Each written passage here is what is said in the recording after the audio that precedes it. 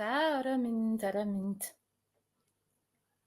Өнөөдөр маань 3 дахь өдрийн лайвтай. За эхний 2 өдрийн лайваа сонссон хүн байна уу? Сонсож гин үү? Өнөөдөр 3 дахь өдрөө ямар сэтгтэй байлаа хэдүүлээ ирж байгаа те. За би копи линк хийгээд энэ чи тавиач.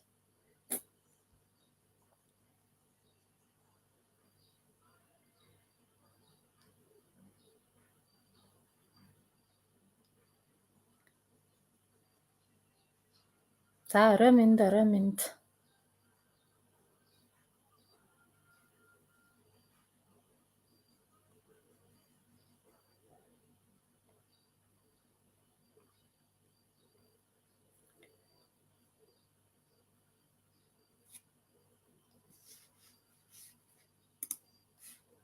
Эхний өдрөө нэг дэх өдөр бодлон бий, сэтгэлэн бий, махан биеийн төвшөнд цэвэрлэгээ хийн гэдэг маань юу гэсэн үг юм бэ? Яагаад энэ гурван төвшөндөө одоо бохирлогддсон бэ гэдэг талаар ярьсан те. Хоёрдугаар өдөр юу яригдсан бэ гэхлээр за орой минь сэтгэлэн бий ямар байгааг яаж мэдх юм бэ? Шинжих аргуудын талаар ярьсан те өчигдөр. За өнөөдөр болохоор таны энэ амьдрал дээр ирсэн туйлын зорилго чинь юу юм бэ? Энэ нь ялгаа байхгүй бид нарын эрүүл мэнд, эд баялаг те амьдрал, харилцаа, бизнес юу вэ те? Өөрөөсөө хүнд хэрэгтэй юу вэ? Тэр болгоны талаар л гэсэн зорилго гэхлээр би эрүүл одоо энэ эрүүл амьдрахыг л хүсэж байна гэх юм бол өрөөсгөл ойлголт болчин те. Эрүүл байгаад яах юм? Тэгэд амьдрахгүй мó? Идэж уухгүй мó? Явахгүй мó? Аялахгүй мó? Зугаалахгүй мó? Гэдэг асуулт гарч ирээд байгаа тест. Тэгэхээр түрүүн би нэг постод явуулсан. Тэгсэн чинь тэнцэнэ маш олон хүмүүс өөрсдийнхөө ингэж бодлуудаа бичиж ийн л та. Эрүүл мэнд байхад болно шүү дээ гэдэг хариулт ирсэн. Тэгэхээр ганцхан талыг хараад байна уу да? Тэ? За эрүүл байлаа. Эрүүл байх маань бид нарын хамгийн нэг номерын зорилго те. Тэгэд эрүүл байх юм бол тэгэд идэж уuna, амьдрна, хайрлуулна, зугаална, аялна, гой мэдрэмжүүдийг мэдэрнэ. Үр хүүхдээ гаргана, үр удмаа үлдээн тэ тэд нарыгаа хүмүүжүүлнэ. Зөндөө юм биш үү?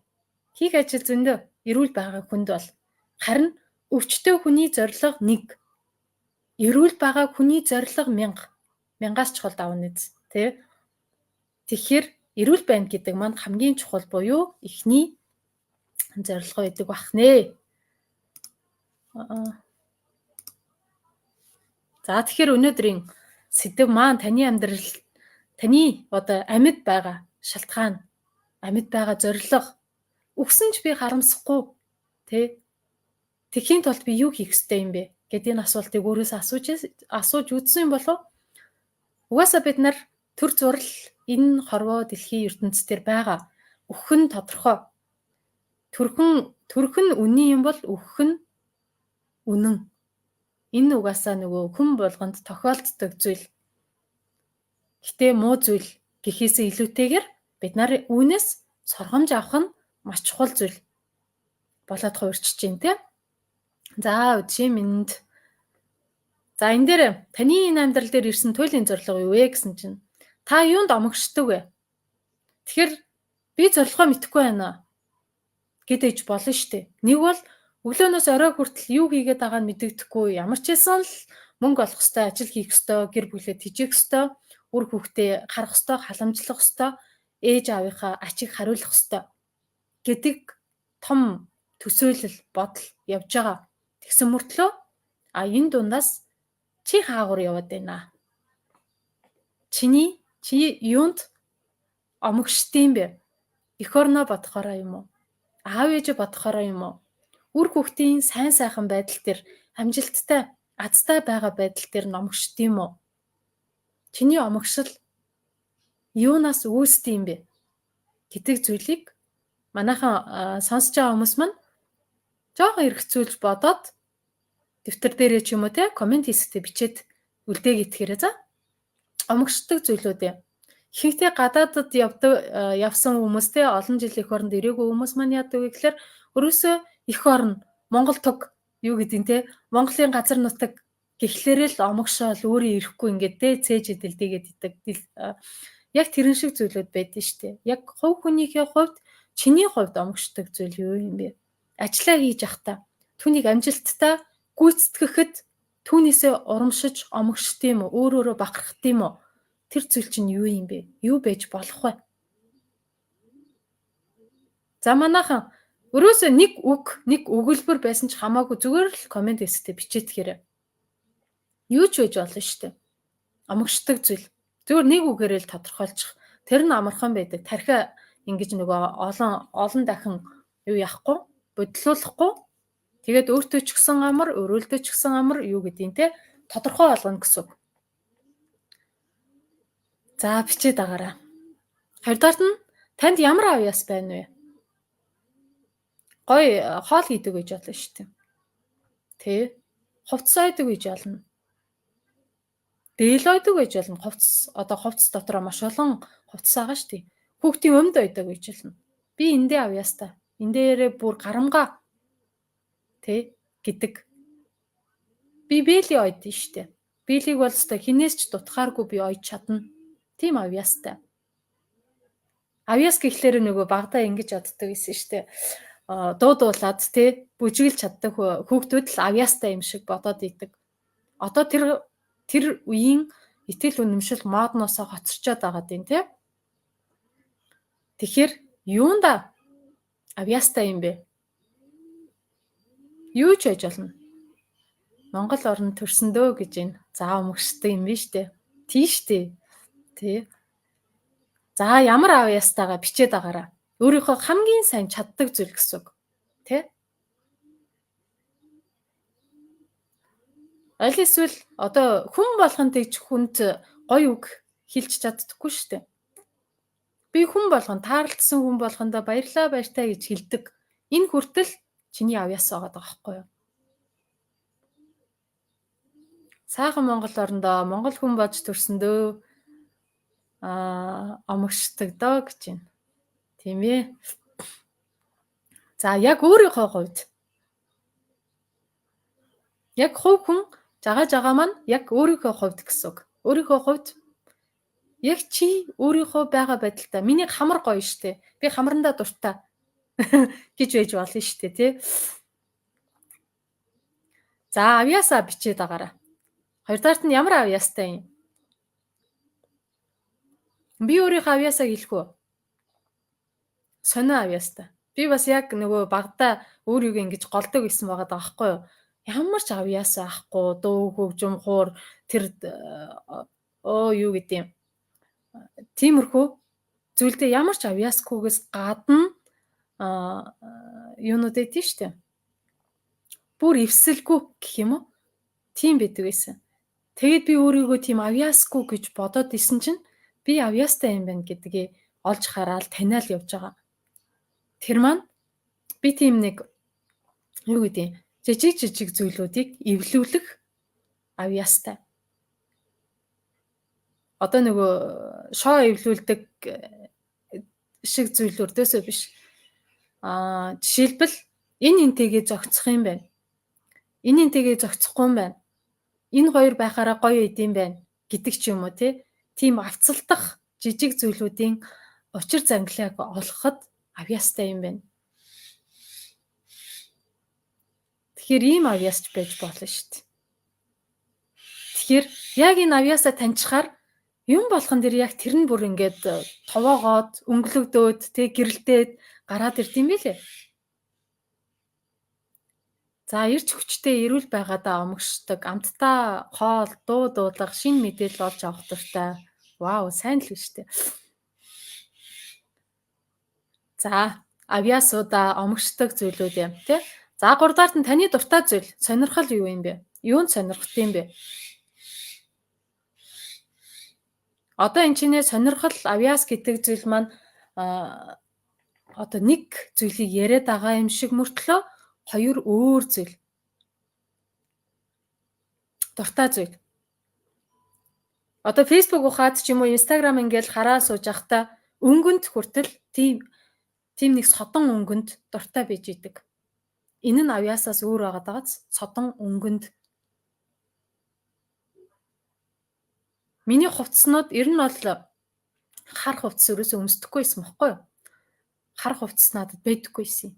Миний гутал хүртэл хар ерөөсөө би авч үзээгүй. Тэгсэн чинь сүүлийн үед харин харуудыг бол маш сайн оруулдаг болсон. Тэгсэн чинь миний одоо өмнө өмсдөг байсан хувцс маань нөгөө чирнийлийн яган. Одоо энэ юу байгаа шүү дээ. Энэ постныхаа энэ хүрээлэл нь шүү дээ. Яг ийм чирнийлийн яган нь бол миний дуртай өнгө байгаа даа байхгүй юу?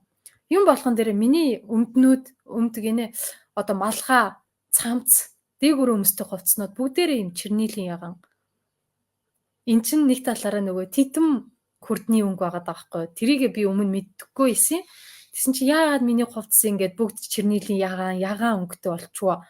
Эмэгтэй болохоор тийм юм уу гэсэн чинь үгүй. Цаанаасаа л тийм зүйлд энэ өнгөнд татагддаг. Би дуртай байгаа даа байхгүй юу? Тэгээд цагаан им чирнийлийн ягаан өнгөнд илүү их сонирхдаг. Бугуйч эднэр харахаараа хүртэл ийм чирнийлийн ягааны хамгийн түрүүнд ямар гоё өнгөтэй юм бэ гэж хардаг. За сонирхдаг зүйлүүд. Ямар тоглоомонд сонирхолтой юм уу, тэ?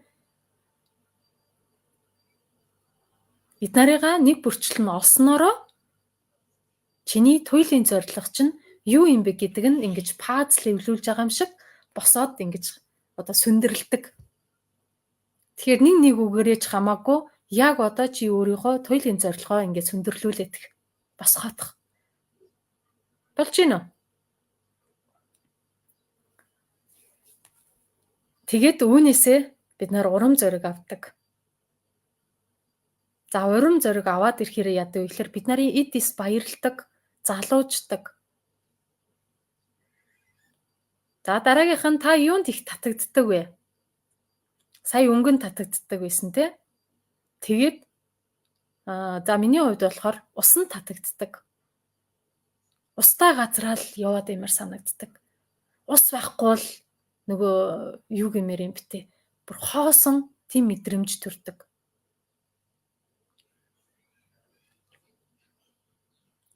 Тийм татагддаг зүйлүүд байна уу? За өстой та хэд маань өстой идэвхтэй бичиж шүү. Хүнд дандаа сайхан үг хэлдэг. Сайн сайхныг өрөөж явдаг да. Вау. Өстой гайхалтай байна. Цайвар болон күх өнгөнд дуртай. Ном унших, бүжиг хийх. За, өстой Нина маань өнгөтэйгөө бүгдийг бичсэн байна. Би уулын орой дээр гарч талыг харах дуртай гэж энэ 50 лагва маань. Тийм яг усанд татагддаг. Тий. Тэгэхэд ус аймад тэгээд уул заримдаа тийм нэг өндөр уул тий. Уул бас дотроо ялгаатай юм билэ. Цастай уул. Аль эсвэл бүр өндөр шувгар уул, модтой уул, одоо нүцгэн уул гэх юм уу тий. Хүн болгоны сонирхол өөр байдаг.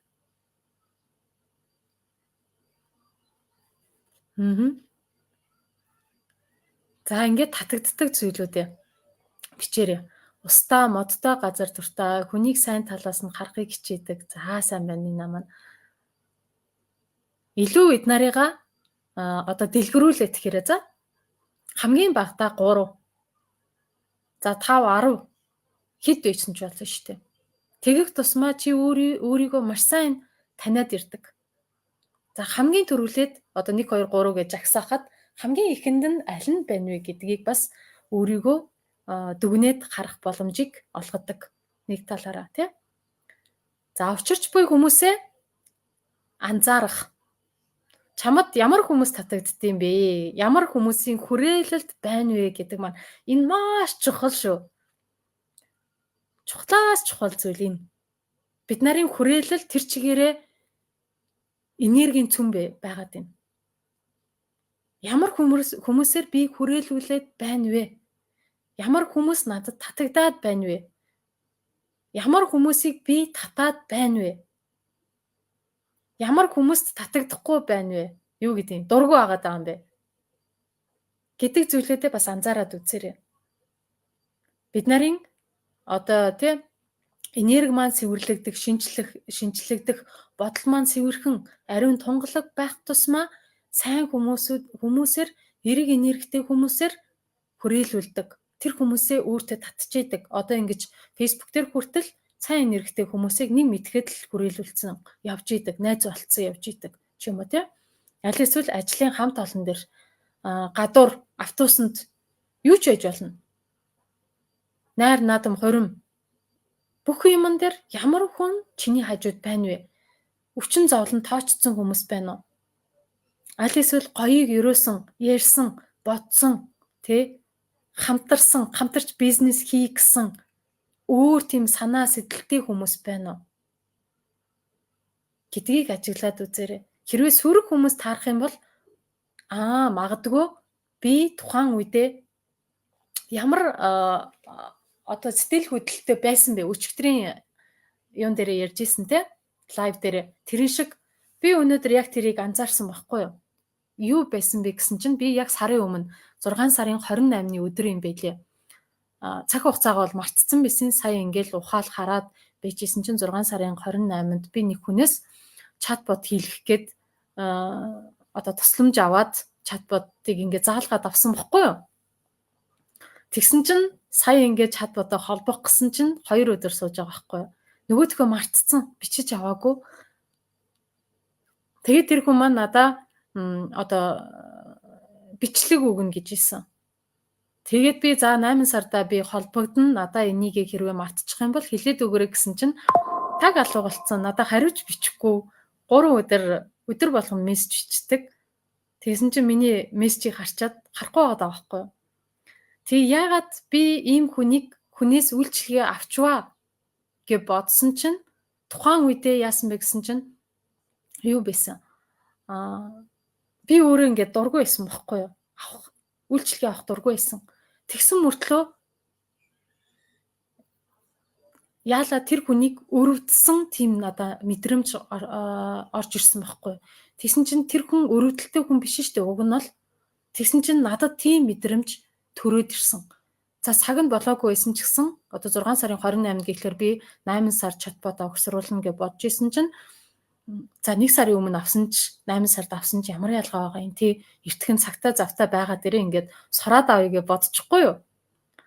Тэгээд эргүүлээдсэн чинь тэр хүн надаа болохоор чи одоо ингээд юу яагаад чатбот хийлгэдэг хүн хайж байгаа юм бол одоо хийлгээч тээ гэхгүй юу. Тэгсэн чинь би хийлгэхгүй байх уу одоо бодож байна гэд тэгсэн чинь хийлгэх сарайтай юм шиг асуугаад исэн штэ гэд тэгхгүй юу. Тэгэхээр нь яасан би харин үнээс судлаад асууж ийна гэдгсэн чинь надад харин мөнгө хэрэгтэй байна гэд тэгхгүй юу. Тэгэхээр нь би бодож исэн тухайн үедээ тэгээ чамд мөнгө хэрэгтэй болохоор би чамаас үйлчлэгээ авна гэж юу гэд мессежчсэн. Тэгээ бодож ийснаа ингээд Facebook хараад сууж ийсэн чинь надад нэг коммент тарлцсан баггүй юу. Хэрвээ хүн одоо ямар нэгэн байдлаар тусламж хэрэгтэй бол тухайн хүнээс үйлчлэгээ авч иж тусалж агаараа гэдэг тийм нэг утгатай коммент байсан. Тэгэнгүүтээ магадгүй тэр хүнд одоо тий юу зааж өгөх, чатбот зааж өгөх тэр мөнгө надаас авах мөнгө чухал байсан байж таарч магадгүй штэ гэж бодоо за хизээч авсан ямар амаатай ингээл би авцсан тэгсэн мөртлөө нөгөө бичиж аваагүй надад рекордыг өгнө гэд найдсан. Тэгсэн чинь тэр хүн маань өгөөгөө одоо цаг нь болцсон чинь нөгөө хүн маань алга болцсон. Надад хариуч өгөхгүй. Тэгээ дахиад шинээр өөр хүнээс авч байгаа байхгүй юу? Тусламж. Тэгэхээр тухайн үед ягаад би ийм хүнийг татчихваа гэд өглөө тэгээ бодож ийсэн. Тэгсэн чинь надад шууд орж ирсэн мэдрэмж маань би тухайн үедээ тэр хүнийг өрөвдсөн байна. Тийм өрөвдөх одоо өрөвдөн гэдэг чинь ер нь муухай байхгүй юу? Яг үнэндээ. Хүмүүс өрөвдөлттэй биш. Хүчтэй байдаг. Тэгсэн чинь би тийм мэдрэмжийг мэдрээ тэр хүнийг өөртөө татцсан байгаад байна гэдгийг олж харж байгаа байхгүй юу? Тэгэхээр өөрөөсөө одоо надаас хинч илүү биш, надаас хинч дутуу биш гэдэг одоо баримтлагдаг зарчмаа би тухайн үедээ алдсан байна. Уучлаарай л гэл өөрөөс тэгэл өнгөрсөн байт юм. Тэгэхээр яг иймэрхүү жишээ байж магадгүй гэсэн. Би хэнийг өөртөө татаад байна вэ гэдгийг үүгээрээ бид нар өөрсдийнхөө энергийг бас хэмжих боломжтой. Би бодолтой уржигдраас хойш яриад байгаа штэ тий. Би юу бодоод байна вэ? Юуг мэдрээд байгаа юм бэ гэдгийг маш сайн ажиглаадахаар тэр үедээ бид өөрсдийгөө маш сайн одоо дотроосоо ухаад таниад ирдэг. За хобби. Дараагийнх нь хобби чинь юу юм бэ? Зураг зурах юм уу? Юу юм тий? Бичих юм уу? Би ер нь бичих дуртай. Миний хобби бараг тэрүүгээрээ л илэрд юм уу та. За, хобби чинь юу юм бэ? Ном уншиж ээж болно, зугаалж болно, байгальд гарч болно, үсэрч, дэвхэрч, орилж, хашгирч болно. Энэ болгоно хобби шүү дээ. Орилох нь хүртэл хобби юм билээ. Шүүгэлдэх нь хүртэл хобби юм билээ. Тэ? Хоолойноос ямар нэгэн дуу аваа гарчил байгаа бол хобби. Чихэндээ юу сонсож чинь тэр болгон маань хобби. Сайхан дуу одоо тий хөгжим сонсох нь хүртэл хобби.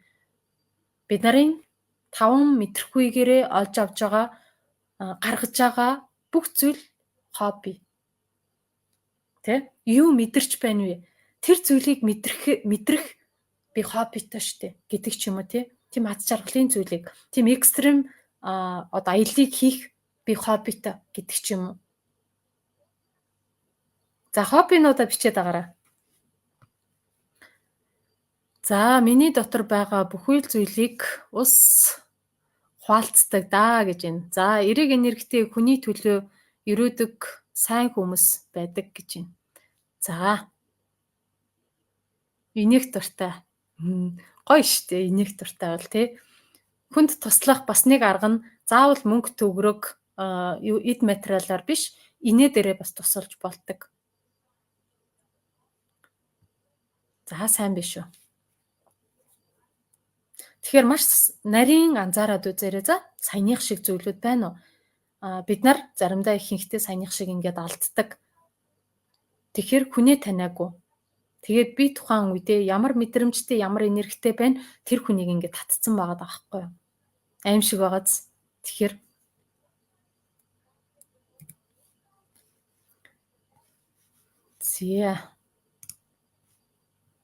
За саяны хүслүүд таны дээд хүсэл юу юм бэ гэд.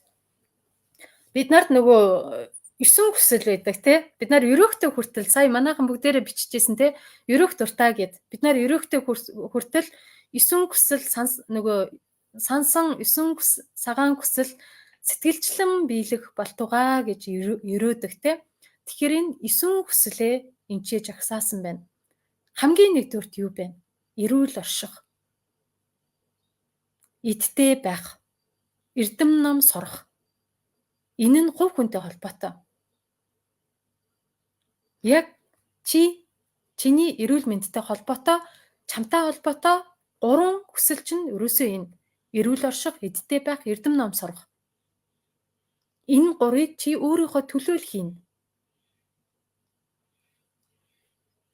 За хоёрдугаарт нь гэр бүлийн хүрээнд, гэр бүл ах トゥ хамаатан садныхаа хүрээнд гэх юм бол хайр ханийн хүсэл, харилцаа хамтрах, хүүхэд үрийн хүсэл.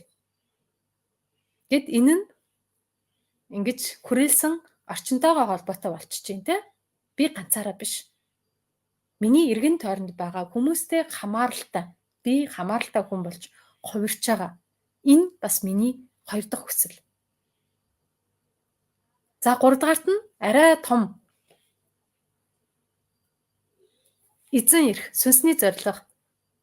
Одоо хүнд туслах, хүмүүст буян болох гэдэг маань сүнсний зориг байхгүй юу? Эзэн ирэх юм.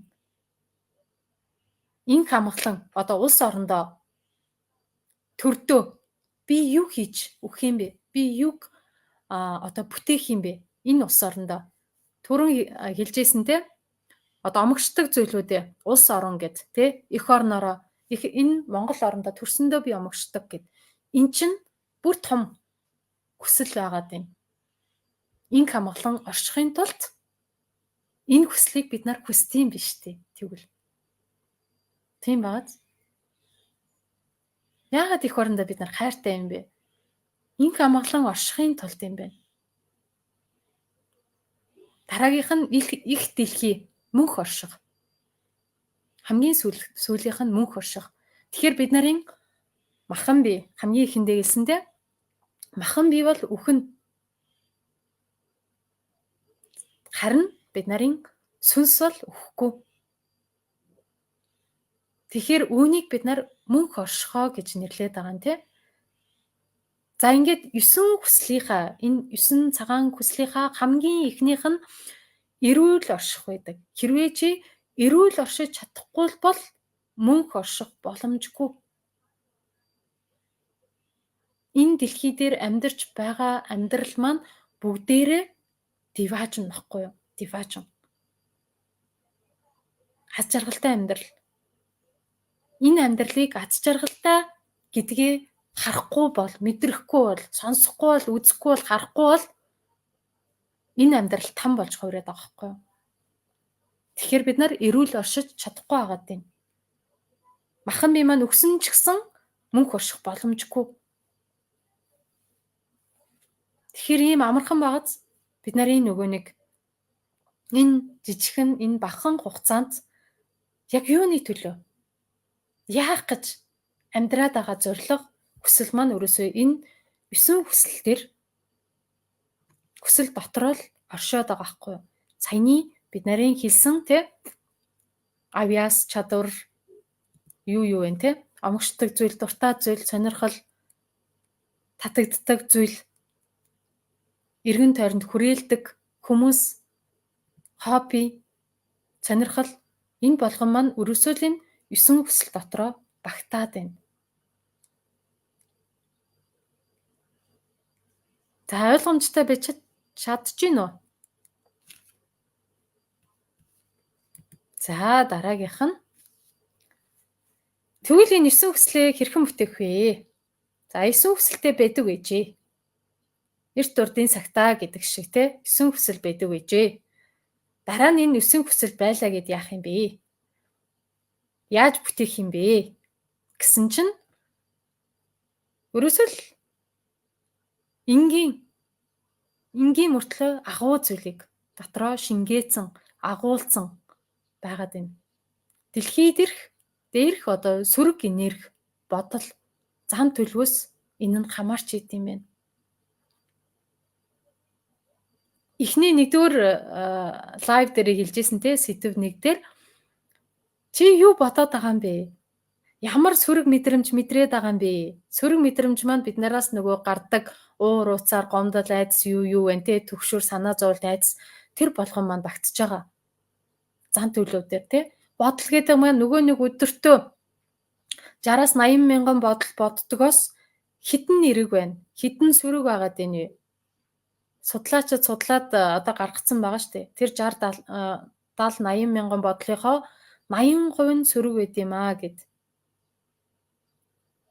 За энэ сөрөг байгааг өөрснөө яаж мэдэх юм бэ гэвэл өглөө оройдоо бясалгал хийдэг хүмүүс энийг маш сайн ажигладаг. Анзаарсан байдیں۔ Өөрийнхөө дотор руу өнгөйцөн байдیں۔ Баян завгүй гэж байгаа бол энийг анзаарах боломжгүй. Төвлөрөх, анхаарал одоо суларсан үедээ ямар ч зүйлийг анзаарах, мэдрэх боломжгүй.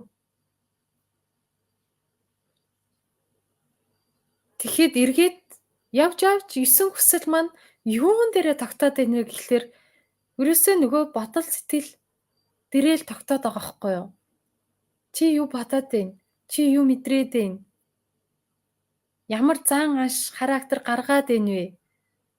Тэ саяны минийх шиг өрөвдсөн сэтгэл гаргаад штэ.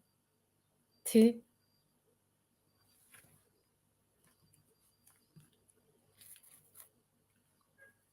За энэ маань нөгөө 9 хүслийг маань биелүүлэхэд цаад учруулдаг. Тэ? Бид нарын энергийг бохирдуулж идэг. Нүдэнд харагдахгүй ч гэсэн энерги маань бохирдоод ирдэг гэсэн үг. Энэ үедээ бид нарын ажил амьдрал бүтлгүйддэг. Саяных шиг тэ? Цаг хугацаа алддаг. 2 3 хоног нухаж суудаг. Мартцсан биш тэгээд нөгөө мартсан толгоноос юмыг гаргах гээд ухаал суугаад идэг.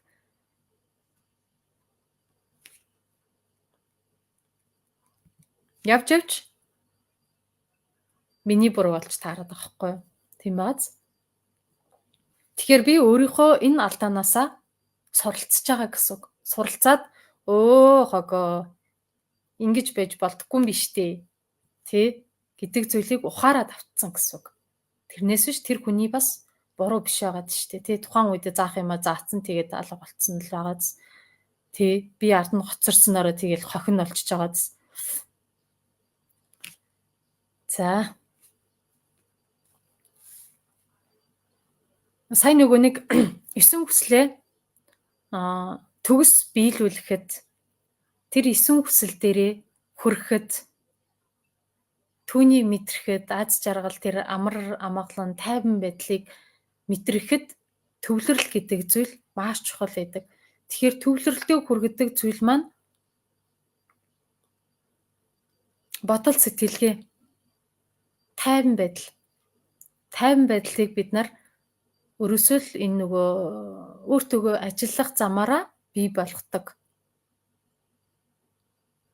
Өөрийгөө хэр ажиглаж чадж ийн вэ? Данчээ 70 ухамсартайгаа холбогдсон эсхийг шалгах нь гэд. Тэгэхээр 70 ухамсар чамааг удирдах дий нү? Чи удирдуулад байна уу? Өчтөр хэлсэнтэй энэ талаар 70 ухамсар маань бид нарыг өрөөсөө 90% удирдчдığım байна. Ухамсар тухаанаараа 10% бид нар өдөртөө төлөвлөдөм байна. Заримдаа ууралахгүй гэсэн зүйл дээр ингээд ууралж байгаа маань 70 ухамсар бид нарыг удирдах байгаа гэсэн үг болчиход байгаа байхгүй юу? Тэгэхээр тэр гүн төвшөндөө тархиныхаа гүн төвшөндөө очоод түүнтэй харилцаад, түүнтэй эвлэрээд, түүнийг ойлгоод, түүнийг засаад засч авахын тулд хамгийн түрүүлээд зүйдлдэг хүмүүс ч байгаа, зүйдлдэхгүй хүмүүс ч байгаа, янз тий. Тэгэхээр зүд нойроо ажиглахад мэдэгддэг. Ихэнхдээ ямар зүйдлдэг юм бэ? Тэ гэдгийг би ерэн зүйдлдэхгүй байхгүй юу? Өмнө өрөөсөө зүйдлдэхгүй байсан юм. Тэгээд бясалгал хийгээд ирсэн чинь зүйдлдэг болцсон. Тэр маань намайг тий альва зүйлээс хамгаалсан, сэрэмжлүүлсэн, болгоомжлуулсан үедээ зүйдлдэг. Гэтэ сайн ч, эрэгч, цөрөгч зүйдлсэн бай, би түүнийг эргээр нь хувиргах чадвартай болцсон. Тэгэхээр нөгөө муу зүйдлсэн, аимшигын зүйдлсэн ч гэсэн аимшигтай муухай зүйд гэж юусоо хэлдэггүй гэсэн шүү дээ, тий. Тэрэн шиг энэ надад юу хэлээд байгаа юм болоо гэд асуугаад үзэхээрээ нөгөө 70 ухамсар дахиад өөрт чинь хариулаад өгдөө. За 5 метрхийн аль нэг нь илүү хөгжсөн байна уу гэдгээ ажиглаад үзээрэй. Уржигдрийн хичээл дээр яг энэ 5 дээр нэлээл дэлгэрэнгүй ярьсан те. Тэгэхээр 5 метрхийнийхээ хүн болгонд өөр. Зарим хүмүүс төр үнэрлэх мэдрэмж нь тэг харах мэдрэмжээс арай илүү байдیں۔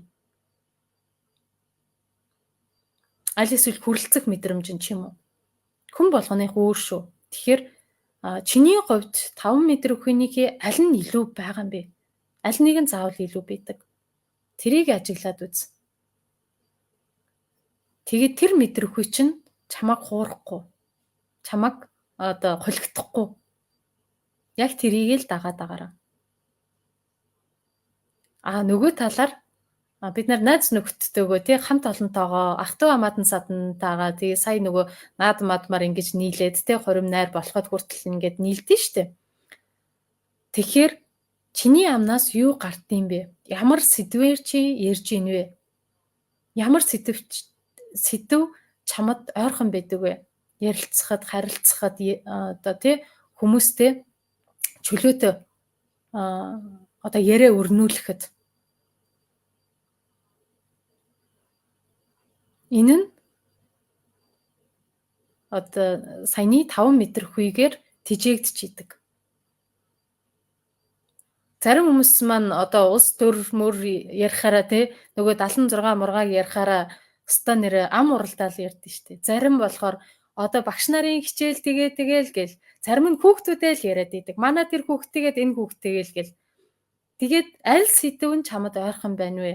Чиний амнаас ямар сэдвээр чөлөөтэй ярьдсан бэ? Тим яриа гардыг бэ?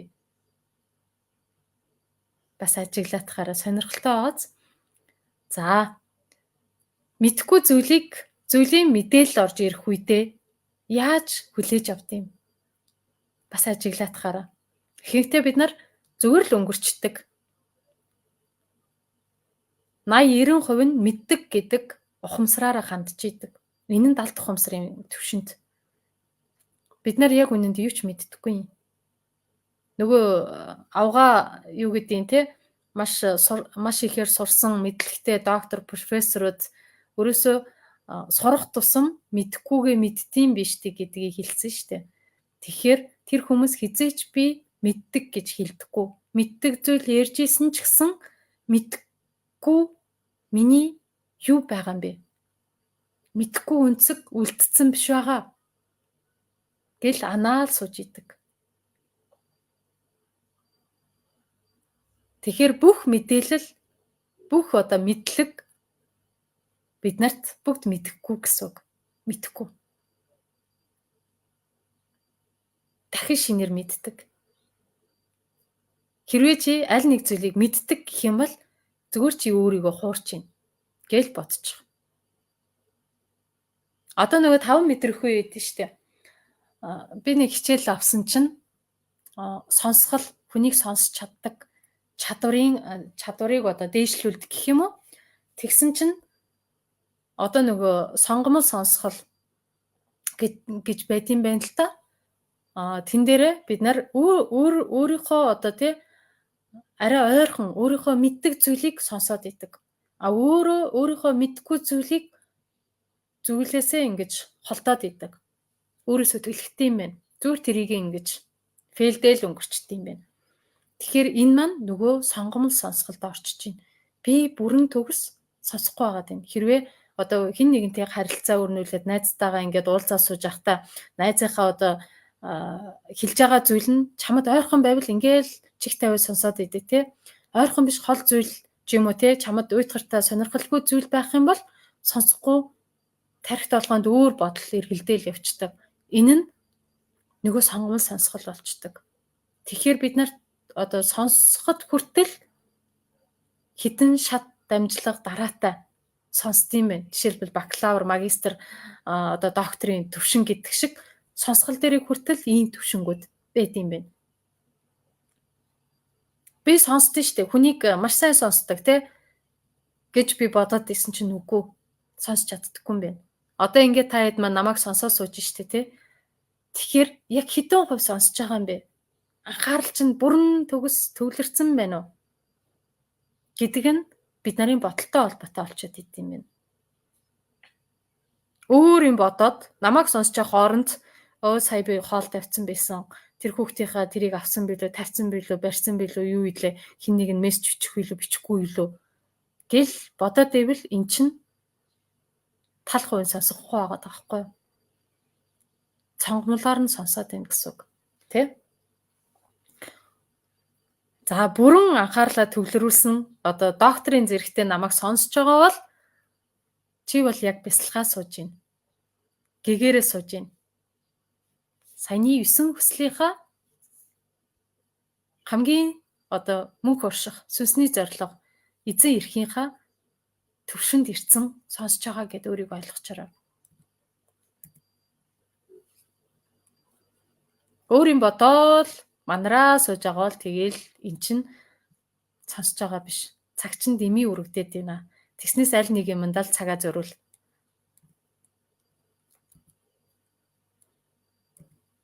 За ингээд өнөөдрийн хичээл маань өндөрлөж байна тий.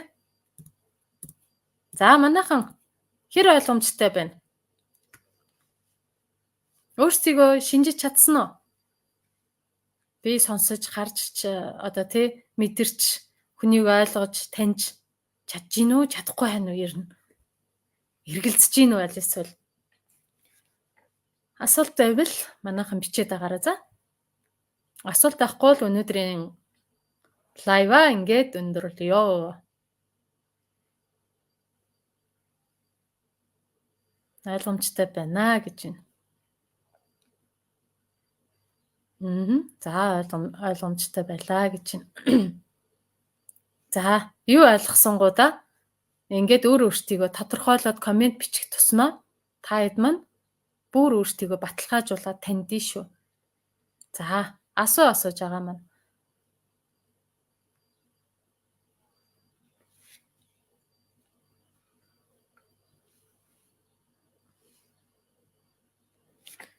За, гоё байлаа, баярлаа гэж байна. Ингээ 3 өдрийн хичээлийг бүгдээрээ та хэд маань сонссноо? Ингээд би линкүүдийг тавьсан байгаа 1 2 3 өдрийн сэдв гэд сонсоогүй л нөхөд сонсоод өөрсөндөө хэрэгтэй мэдээллийг дахиад олоод аваараа, мэдээд аваараа, хэрэгжүүлээд аваараа. Гол нь ойлгоод мэдэх нь чухал биш. Хэрэгжүүлээд чиний амьдрал тэр хэрэгжүүлсэн үйлдэлээс чинь чиний амьдрал өөрчлөгдөж гин үү? Чи өөрчлөгдөж гин үү? Чиний амьдрал нэг шатаар агсан уу гэдэг нь чухал байгаа даахгүй юу? Тэрнээс биш маш олон мэдлэг мэдээлэл цуглуулад идэг. Өөртөө наасан юм байхгүй, сонссон ч юм байхгүй, харсан ч юм байхгүй нөгөө юу гэдэг үлээ нүдэн балаа чихэн дүлий байж болохгүй шүү. За баярлаа. Талархлаа. За жага маань асуултаа бичиж гин үү? Жаргаа. Жагаа гэсэн чинь жаргаа юм биш үү? Жаргаа. Гоё нэртэй биш үү?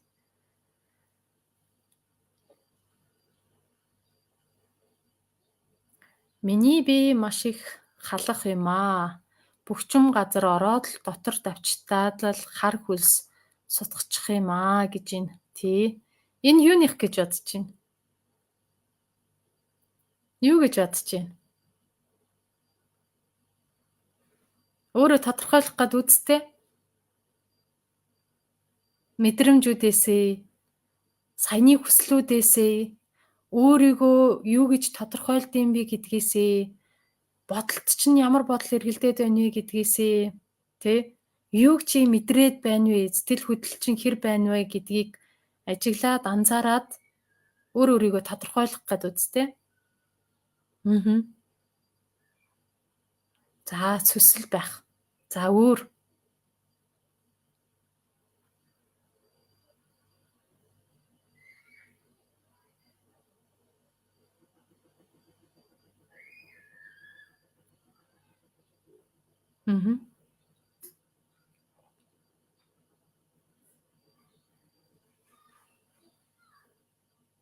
Одоо элэг цэс маань байрладаг газраа наран сүлжээ хүрдэ идэв штэ та хэд маань мэддэг те.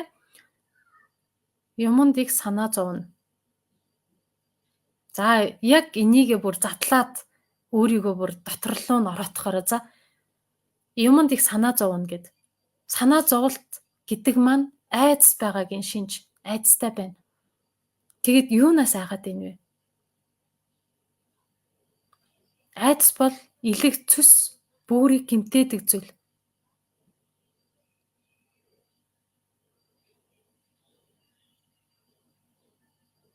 Ирээдүйд байх юм бол энэ айдсан ирээдүйдээ санаа зовж байгаа бол өрөөсөл ирээдүйн нөгөө бохор муухай зүйлүүдийг чирээл яваад байна л гэсэн. Ирээдүй биш ээ нөгөө өнгөрсөндөө харин ирээдүйдээ санаа зовж байгаа бол одоо цагтаа хэрхэн орших вэ? Зүрх сэтгэл зүйтэй холбоотой байхаа. Тэ ирээдүйн айдас байна уу? Аль эсвэл өнгөрсний айдас байна уу гэдгээ тодорхойлоод байгаа бас.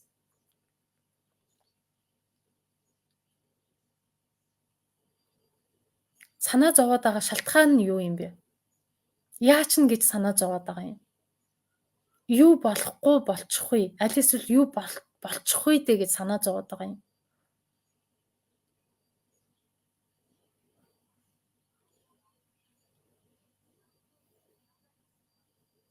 Тэгэхэд ямар нэгэн зүйл бэрхшээл чамд байгаа бол асуултаараа өөрийгөө ингэж дотгошоогоо ухаад агаараа. Тэр үедээ асуултынхаа хариултыг олно. Өнгөрсний айдас бол биш ээ. За. Тэгвэл юунд санаа зовоод байгаа юм бэ? Юунаас айгаад байгаа юм бэ?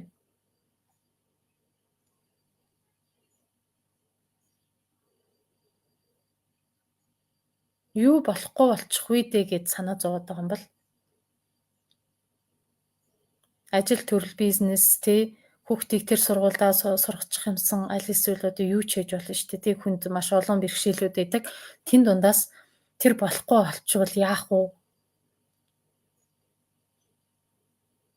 гэдэг. Тэгэхээр өнгөрсөндөө биш юм бол ирээдүйдээ л гэсэн үг. Одоо дээр лав оршиж чадахгүй байгаа тийм. Тэгвэл ирээдүйдээ чи санаа зовоод айцтай байгаа тийм. Ирээдүй чинь болоог байгаа тийм. Ирээдүй гэдэг зүйл маань хоосон зүйл. Тэр зүйлдээ хүрэхгүйгээр бид нар яачч магадгүй шүү дээ. Тэг чад хийчих магадгүй шүү дээ. Яг үнэндээ. Тэгэхээр тэрэндээ санаа зовлоо гэд чамд ямар ашигтай юм? Хохирлоо байгаа зү. Хохирол нь юугаар илэрээд байна вэ? Наад илэх цус чинь өвдөөд би чинь халаад байна. Бөөр чинь сүйрээд байна. Илэх бөөр чинь нөгөө хоруудыг хоргүйжүүлж чадахгүй байгаад байна.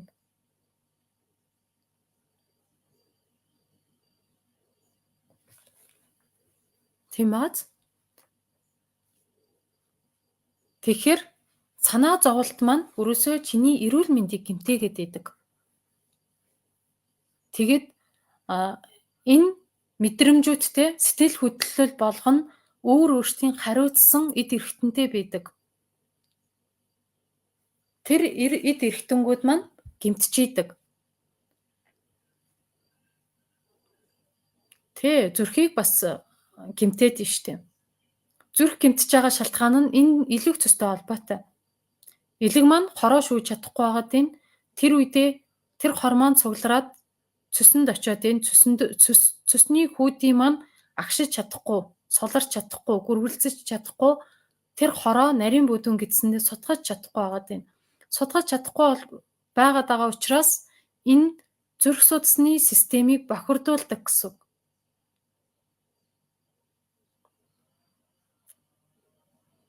Эргээд цус маань цусыг сэвэрлдэг зүйл байхгүй юу?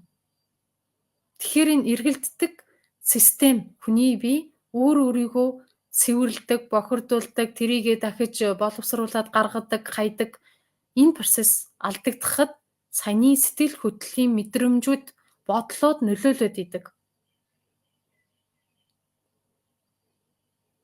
Тэгэхээр энэ санаа зовоод байгаагийн шалтгаанаа олохоос нааш чиний илэг цус зүгээр болохгүй.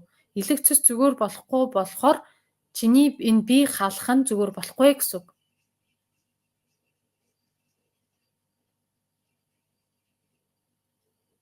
За нөгөө талаар одоо гормоны үйл ажиллагаа савлж байгаатай бас холбоотой л байдаг. Тэгэхээр гормон яагаад савлаад идэм бэ? Яагаад зүгээр байдаггүй юм бэ гэхлээрэ бид нарын тархи маань түүнийг удирддаг юм аа. Тархиныхаа гормоныг зохицуулдаг төв байдаг. Тэр төв алдагдсан байна. Тэр төв яагаад алдагддсан бэ? Нөгөө сөрөг бодолтой байгаад байгаа учраас, санаа зовлттой, айцтай байгаа учраас тэр тархины гормон зохицуулдаг төв маань алдагдaltaй байд юм аа.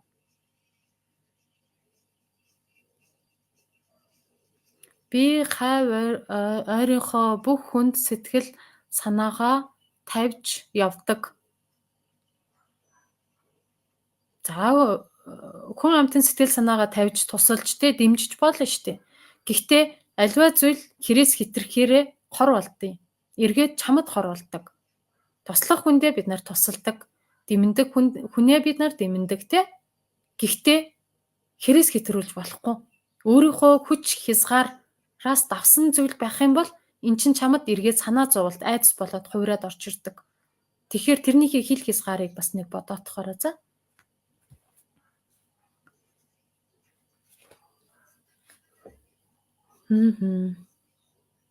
Тэгээ саяных шиг нөгөө өрөвддөг сэтгэл бас яваад штэ. Энэ өрөвддөг сэтгэл чинь хувилц шүү. Хүмүүс чамаар одоо заавал дэмнүүлээд санаагаа тавиулаад идэг тийм хүчгүй сул дорой нэгэн биш. Өөртөөхөө бие даах чадварыг нь чи хулгайлаад байна. Бас хулгайч болчиход байна л гэсэн. Тэгэхээр битгий хувилц зан гаргаад байна. Сая би яагаад өөрийнхөө ийм бодит жишээнүүдийг яриадийнэ гэхлээр соргомж аваасаа гэж ярьж байгаа гэсэн. Тэгэхээр хүн болгон өрөвдөлтөө биш. Тэр хүнд өөрийн гэсэн чадвар авьяас те бэлэг одоо юу вэ те мөнгө олох ихэнхдээ бид нар чинь мөнгөн дээр л тулахаараа нөгөө ноён нуруу маань хугарчдээ штэ. Мөнгө олох чадвартай тэр чадварыг нь чи үнэлэхгүй байгаад байна. Тэр хүнийг сул дорой гэж чи өмнөөс нь гүйгээд байна бүндөгнөөд те өөрийнхөө хамаг байдгаа барьж гүйгээд байна. Эн чин хувалцсан. Тэр хүнийг сул дорой гэд өрөвдөөд байна гэсэн үг.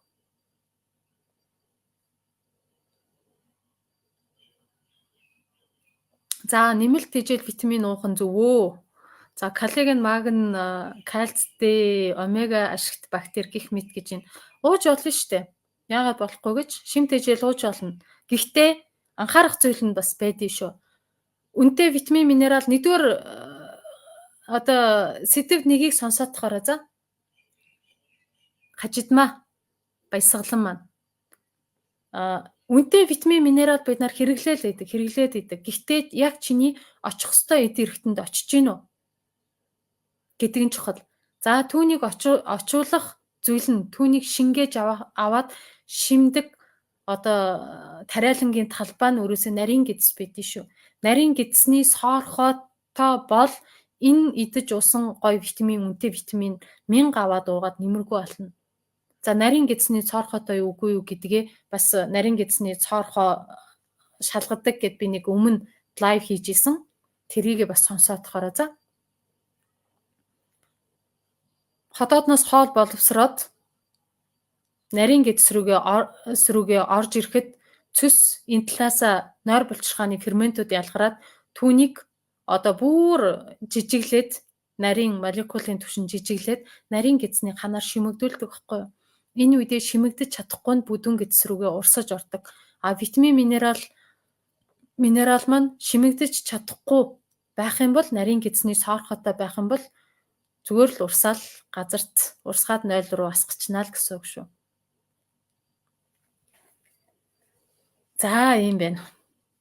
За ингээд өнөөдрийн лайв өндөрлөе те. Ингээд 3 өдрийн хичээл маань ингээд дуусж байна. 20-оос 24-ний хооронд 5 хоног дахиад одоо групп дээр хийн.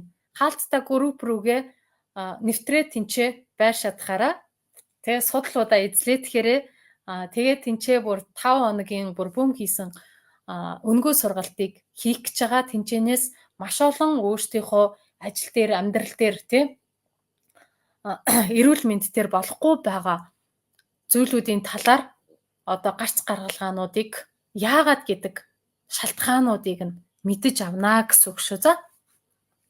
Тэгэхээр бүгдээрээ хэрэгтэй хүмүүстэй юу гэдгийг түгээгээд би өдөр болгон пост тавьж байгаа. Тэнцэнэ халттай групп рүүгээ нэвтэрдэг. Линк тавигдсан. Тийшээ ороод нэвтрээд халттай групп рүүгээ ороотохороо эрүүл бие бүтээх нууц гэдэг групп байгаа шүү.